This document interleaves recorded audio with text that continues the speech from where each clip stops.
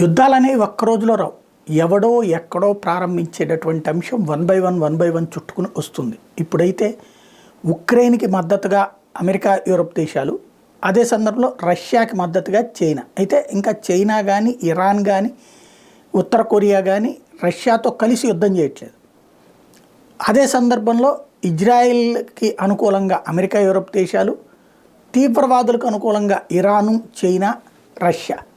ఇలాంటి పరిస్థితులలో పరిణామాలు ఏ క్షణంలో ఎటు తిరిగినా ఆశ్చర్యపోనక్కర్లేదు. రెండో ప్రపంచ యుద్ధం, మొదటి ప్రపంచ యుద్ధం ఇట్లాంటి సిల్లీ కారణాలతో ప్రారంభమై అత్యంత కీలకమైనటువంటి దశకి చేరుకుని యుద్ధాలే జరిగిపోయినాయి.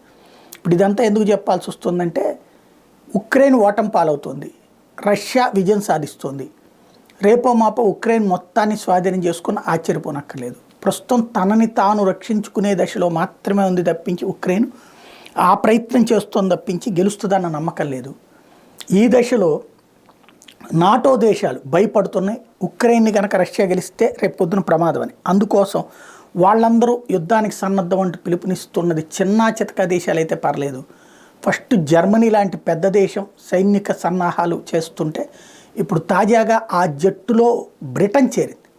బ్రిటన్ కూడా సన్నాహాల అవసరం, రష్యాతో ప్రమాదం ఉంది అని. అంటే రష్యా చెప్పట్లేదు మేము యుద్ధం చేస్తాం, కానీ రష్యాతో ప్రమాదం ఉందన్నటువంటి పేరుతో సైనిక సమీకరణాలు అన్నటువంటిది మొన్న జర్మనీ, ఇప్పుడు బ్రిటన్ ప్రకటించడంతో ఏ క్షణంలో ఈ మూమెంట్ ఎటుకెళ్తుందో అన్నటువంటి ఆందోళన ప్రపంచాన్ని పీడిస్తోంది.